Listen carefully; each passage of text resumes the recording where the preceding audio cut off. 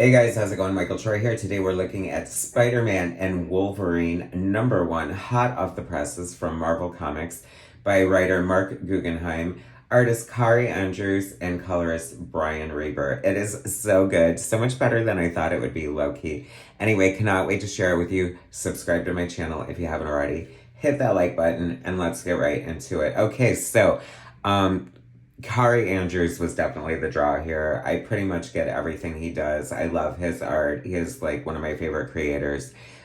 He's always writing a lot of the things that he writes. So he wanted to just do an art project and hooked up with Marc Guggenheim on this Spider-Man and Wolverine team-up book. Obviously a huge cash grab, but take my cash, y'all, especially for the Kaare Andrews art. I mean, check out this splash page. Wolverine slicing and dicing his way through the minions of Hydra. It doesn't get much better than that. And if there is a question on anyone's mind, if Wolverine kills, it is quickly answered here. I mean, he is going through people like Spider-Man goes through webs. So he's meeting this guy in Berlin, Germany. It's funny because usually, the story is so throwaway for me on books like this. Like, usually you're like hoping it's good. And, you know, if it's readable, then it's acceptable. But a writer with a reputation and a pedigree like Marc Guggenheim is going to bring a good story. And this is a good story. It's so funny because he's meeting with this guy who says there's like this big list of double agents and yeah, you're on it and I want it. And, you know, if the list gets out, lots of bad shit could happen. People could lose, you know, their livelihood and their lives and blah, blah, blah. So that's Wolverine's angle thus far. Enter Spider-Man a week later, who, and this shows me how, like, little I know about current continuity and, like, the Spider-Man universe. I tried reading it, like, a year ago, and, you know, I think you're better off with, like, that's why Batman's so great, because it's, like, it's like they have so many stories not in the current continuity and they're always better than whatever's in the current continuity. And the fact that he's meeting this chick for a coffee date who's not Mary Jane and her name is Shay Markin, and he's acting so like casual doers on the rocks about everything here. And oddly, and I have to say, like, I realize that you have to shorthand things for storytelling, but there's an element of the story. By the way, spoilers. I'm going to spoil the fuck out of it for you. Sorry about that. But we get a glimpse of, she brings up his parents or something, and he's like, oh, my parents were spies. He's thinking or whatever. And I totally forgot about that angle, how they introduced all that crap that Peter's parents were spies. And I hate that. Like, I don't know. Like, it doesn't make it more cool to me. Like, it just... Like, shouldn't the most fantastical thing that ever happened to Spider-Man be being bitten by a radioactive spider? He's just this normal kid from Queens, New York. That's what makes the appeal. Now it's like you have these espionage, you know, parents or whatever. And so he collects Spider-Man. I don't know why. Is it established why Spider-Man is there with him? Just to help him get this list? And then conveniently, they're immediately faced with fighting Omega Red and Kraven the Hunters, who just so happen to be here looking for the same list as well. And just so happen to be both deeply entrenched in the Spider and Wolverine mythos. So, you know, at this point, I'm thinking we're going to have to throw in our suspension of disbelief and go along with the thrill ride. All this convenient coincidences laying out before our very eyes. Like I said, I'm mostly here for the art. I'm loving these Zipatone. Brian Reber is a great colorist for Kaare Andrews. They work together all the time. Sometimes it's a little too effects heavy. Like on Spider-Man Reign, I was like, there's so much going on in any given panel with like multiple coloring effects that it gets a little distracting. It is sort of like, now that I'm thinking about it and looking at it though, in a way, I kind of felt the same way about Image Comics when they first came about. They seemed so busy, and this seems like that amplified. So maybe this is his version of like the 90s art, which it clearly is.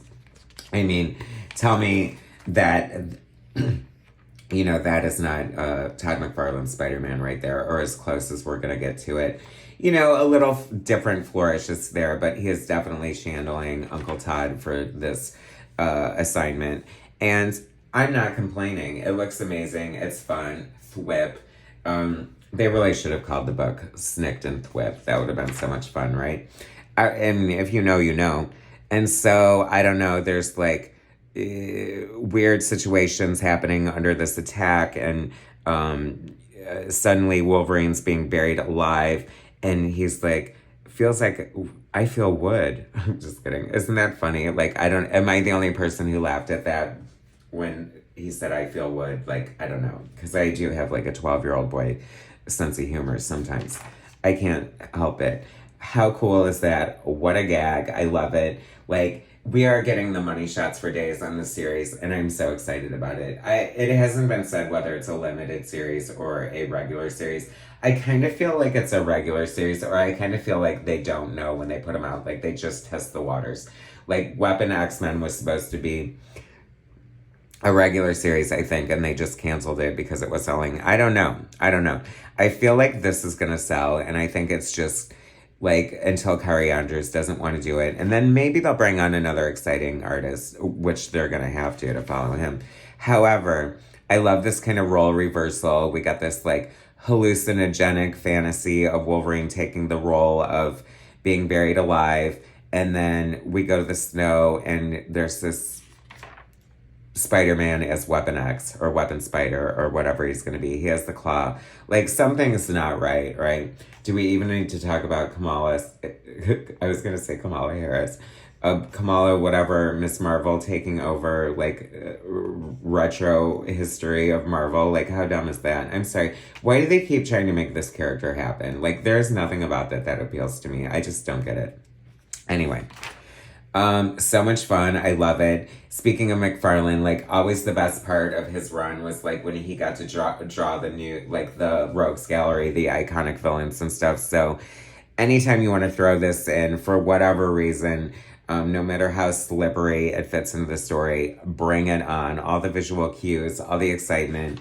This is definitely an art book. I mean, come on, an homage to Mark Silvestri's Wolverine X Crucifixion. This is just like eye candy for days. I love it so much. And then, of course, all this is happening because of Mysterio. And we get another classic Ditko villain. I mean, this is the best $5 you will spend this week, I think. I don't know, maybe. And then, of course, he goes through the files. Here comes the spoiler. And there's information on Peter's parents, including conveniently footage of their last minute, which reveals to the horror of everyone, including this reader, that Wolverine was in the cockpit when his parents died. And it looks like he's responsible, but give me a break. There's no way he's going to be the murderer of Peter Parker's parents. Clearly something else was happening. Someone was off camera that we didn't see. We're going to get, some sort of, explanation. And we deserve one. But I'm here. I'm intrigued. I'm in. I thought it was just going to be the art for me. I love the story too.